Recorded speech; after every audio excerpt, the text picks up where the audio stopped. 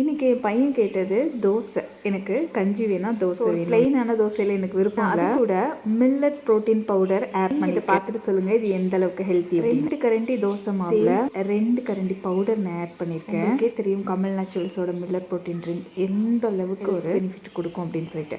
இது கூட காய்ச்சின பசும்பால் ஹனி போட்டுக்கலாம். நான் இந்த தடவை ஹனி போடலை, வெல்லம் கரைச்சி வச்சுருப்போம் இல்லையா, அது நான் எப்போதுமே ஃப்ரிட்ஜில் எடுத்து வச்சுருப்பேன். போட்டு கொடுத்தேன், அவ்வளோ டேஸ்ட்டு.